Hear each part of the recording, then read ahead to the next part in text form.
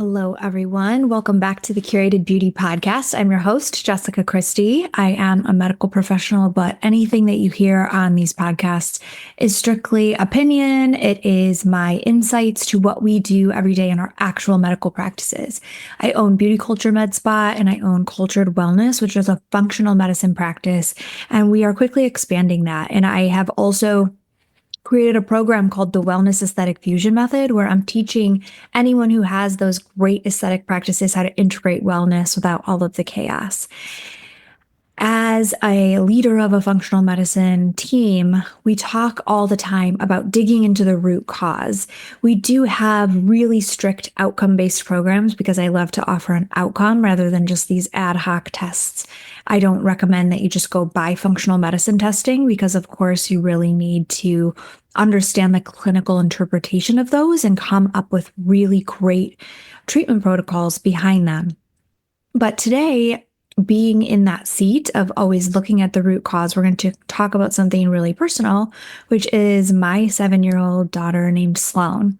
And while we don't treat pediatric patients in our clinic typically, I want to share her story because it's a typical story of her body screaming with physical manifestations and different symptoms and how we really actually approach that. So she was having some really classic chronic urticaria. And what that means is chronic urticaria is basically a hive. And people always say like, oh, I broke out in hives. It's not just a typical rash. How you would describe urticaria, it is essentially this like wheal and hive and inflammation in the skin that just appears suddenly and can look really crazy.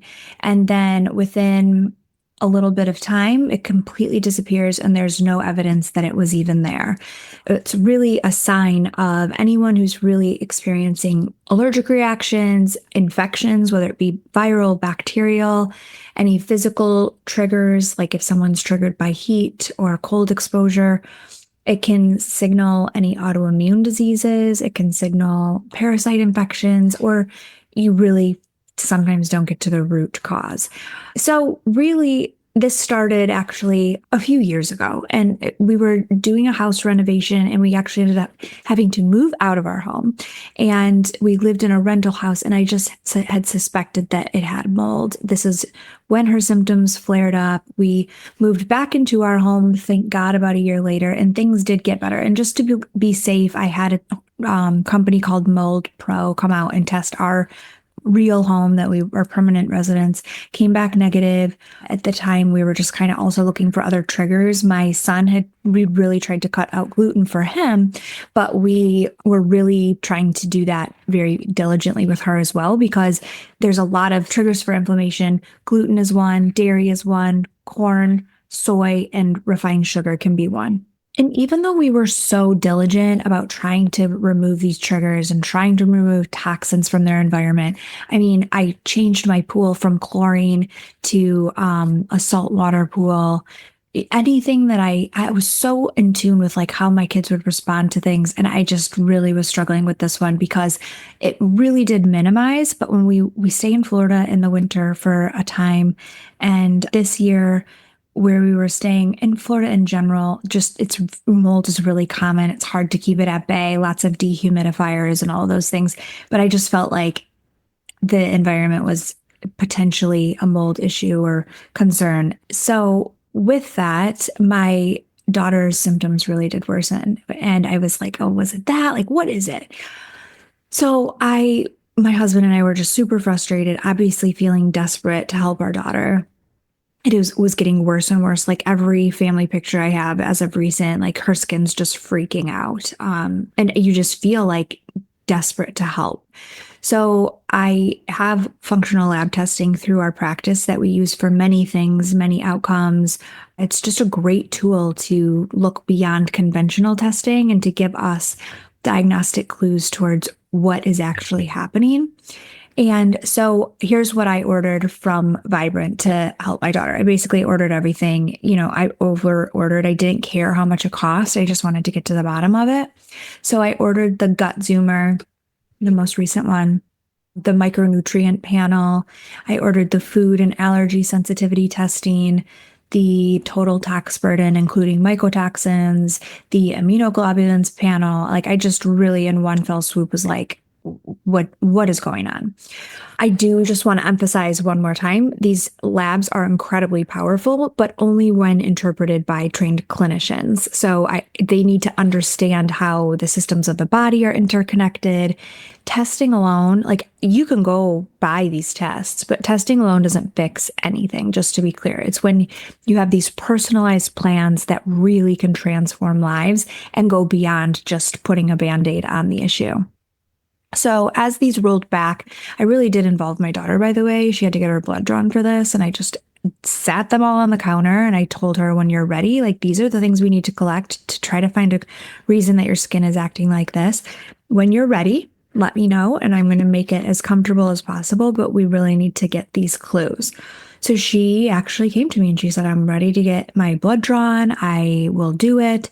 So initially what came back for her functional lab tests was an elevated IgE. So normal is lower than 52. Hers was 411. So her immune system was really in an allergic state. There's a couple different causes for this typically. Sometimes it's parasitic. Sometimes it's an allergen that you're being exposed to chronically. Food allergies, in terms of her testing that we did with that, confirmed a pretty high allergy to peanuts, like off the charts actually, corn, cow's milk, yogurt, and some of the gluten family. Not wheat, but barley and rye, which is funny because that's exactly what I'm allergic to. Also, in terms of the gut dysbiosis and just viral overload, a virus called sapovirus 4 was detected. And this viral GI pathogen is often seen in children that causes diarrhea, stomach pain, inflammation. Most kids recover really quickly, but in sensitive individuals, it can kind of contribute to that chronic gut inflammation and immune reactivity. And it kind of becomes like the chicken and the egg, what came first.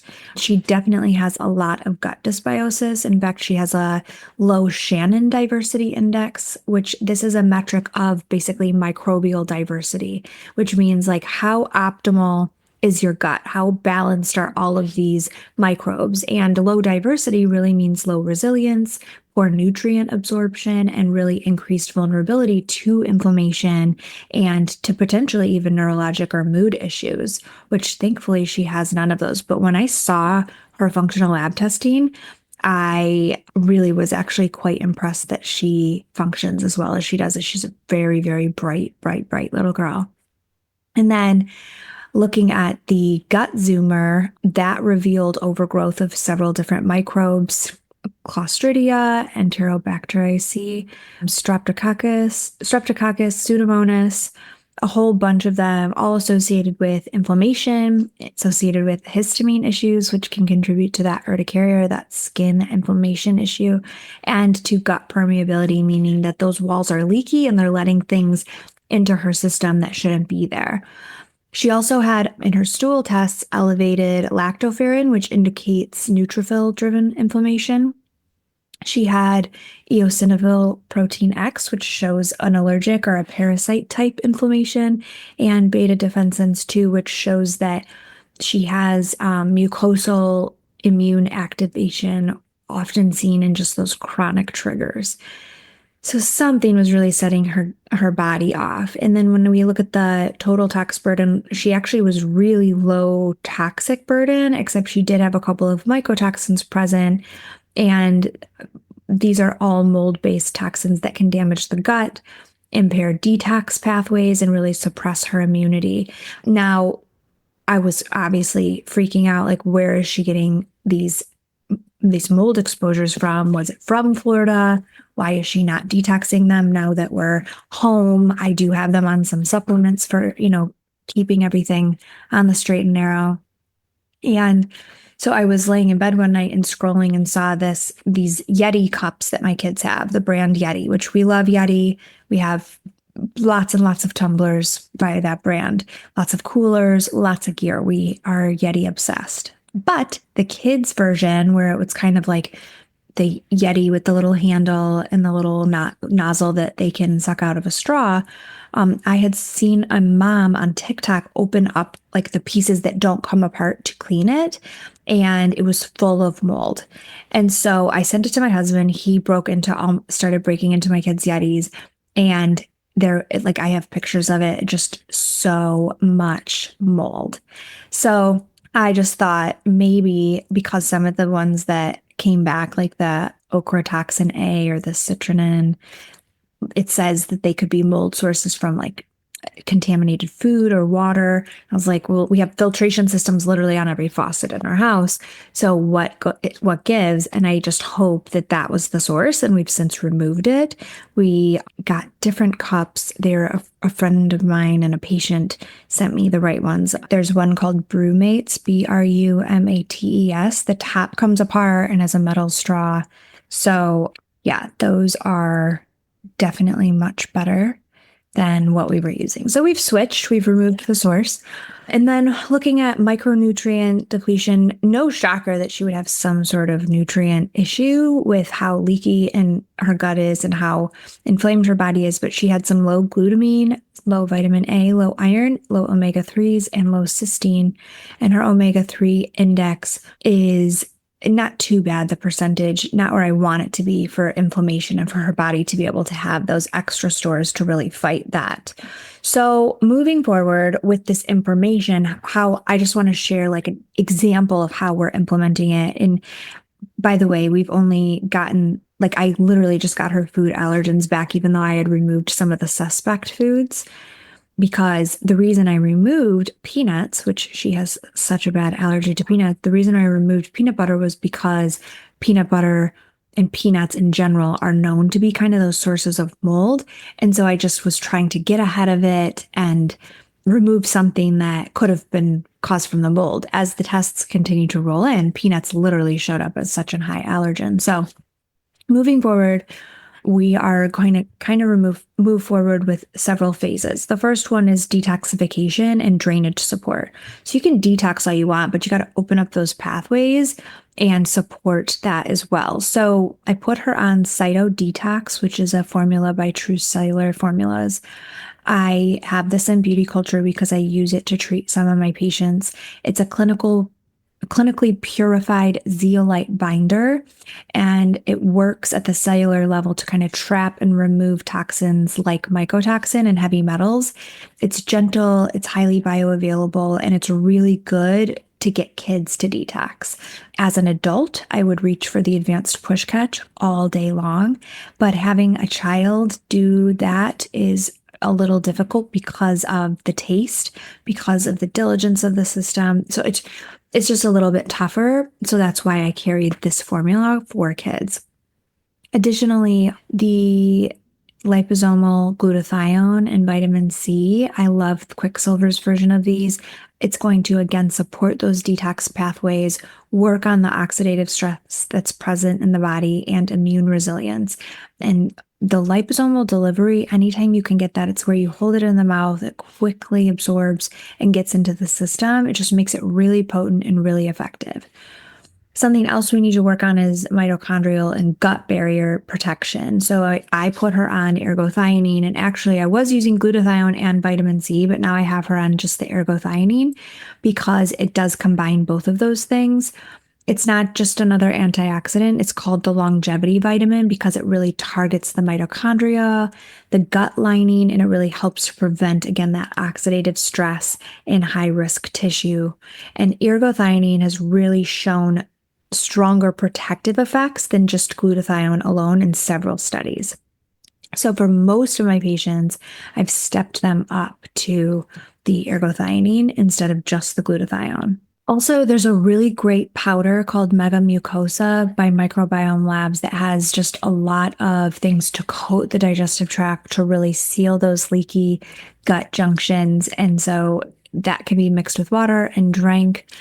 Really, really good source of glutamine, which she was missing, really good for reversing that intestinal permeability. So that's a great product. It's part of our total gut restoration kit, or it can be used alone in people that are just trying to give almost the gut an eczema cream to calm it down.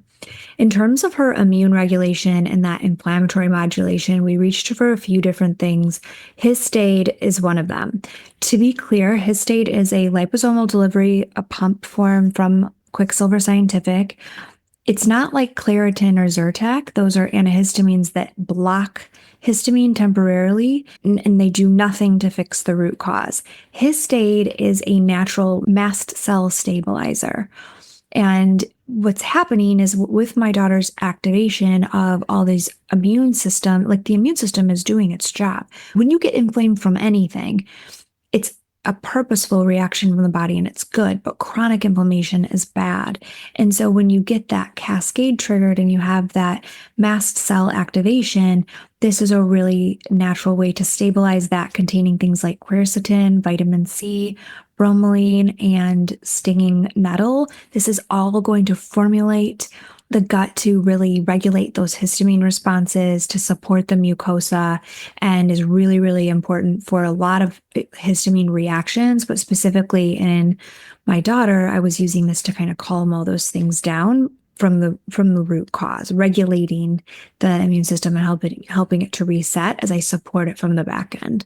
And then high dose omega-3 fatty acids. This is really going to help reduce inflammation by shifting the pro-inflammatory AA/EPA ratio. That came back really abnormal in my daughter, which shows that her body's really inflamed. So they're also critical for brain development, that omega-3s, really critical for mood regulation, and really helpful for gut healing. So that is why I have her on, I think it's called Metagenics, the brand. It's like a lemon balm oil that's very bioavailable. We're always negotiating. She really likes to take the Nordic omega-3 gummies. I try to give the most bioavailable forms. I'm not going to sell you all these vitamins and then have them not be bioavailable. I do a lot of my research. I really align with brands that I think are truly formulated with a lot of care, a lot of science, a lot of intention, that are going to work instead of you just taking them and not absorbing them. I do also give her an active multivitamin that includes methylated B vitamins. She does get vitamin A from there, trace minerals, and all of these things are important for just in general for detox, for methylation, for immune repair. And then in terms of what are we doing besides all of these things, we're going to keep her free from gluten, free from cow's milk, free from corn. She loves corn and she's allergic to it. Obviously free from peanuts, and we'll continue to really not have any artificial dyes when we can help it in our diet.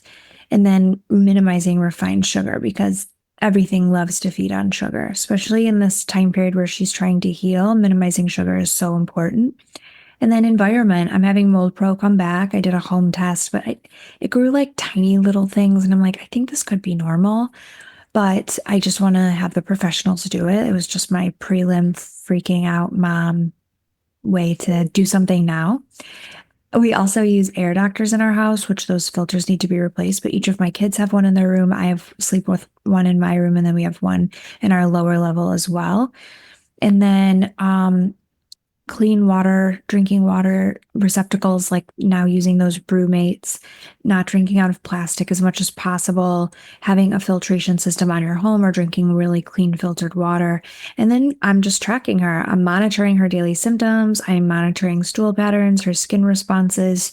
She had a lot of dermatographism, like where if you scratched, like her back gently with your fingernail, it would welt right up. Now she's sensitive, but she's not getting those same welts. And I haven't seen that chronic urticaria since we implemented all of these things, which is really exciting. It's exciting, you guys. The body can heal when you give it the things that it needs and you remove the things that it's screaming against. It can heal. Why functional lab testing has been a game changer is because without these labs, I would have been guessing and, quite frankly, banging my head against a wall as your child suffers. I could have tried one thing after the other, but nothing would have been addressed. And it's really hard for kids to go on like elimination diets and tons of different supplements. Like you kind of need to get it right with them. And so it's our job to do the work all up front, get as much information as we can, and then get the buy-in from them to be able to respectfully, because they deserve that, implement these plans and kind of partner with them and teach them to own their health at such a young age. Yeah, but I wouldn't have like addressed viral infections or mold infections. I wouldn't have known for sure that she had a broken gut barrier. I wouldn't have known which nutrients she's missing and what are playing key roles in biochemical actions that are going on in the body, reactions. And then I wouldn't have known that this histamine storm is really driving her symptoms.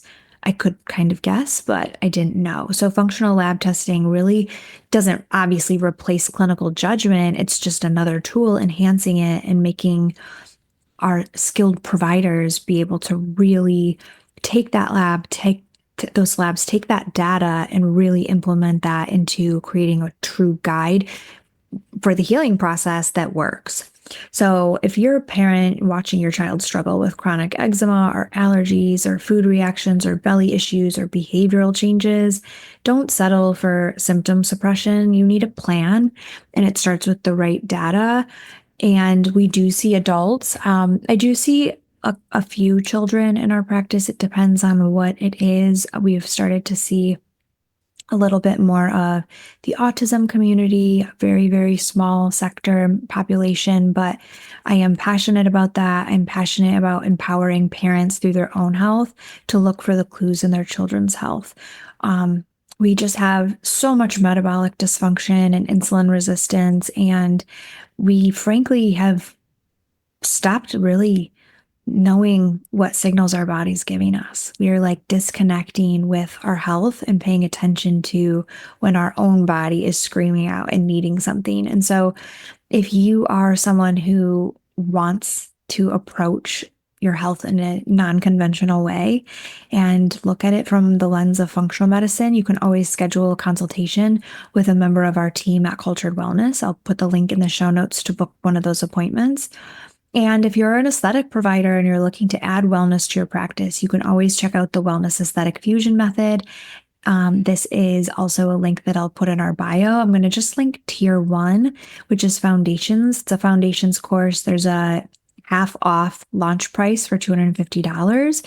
You can watch that and decide if you want to proceed with the Tier 2 or Tier 3. Tier 2 is offering not the actual training for functional medicine. There's already great functional medicine trainings, great bioidentical hormone replacement trainings. I don't need to go reinvent the wheel, but where I was noticing people struggle is they go take those trainings and then they wouldn't know what to do next. And so I want you to be able to implement it without all the chaos. I want you to look at things like legal and compliance. Who can do these services in your state? What do you need in terms of marketing? How are you going to implement some of the degree of question asking on wellness side to your aesthetics patients and make sure that you're serving them in a comprehensive way? How are you marketing to new people? How are you tracking this? How are you fostering this new sector of your business? How are you onboarding team members and structuring these things so that they're systems that can be followed and scalable?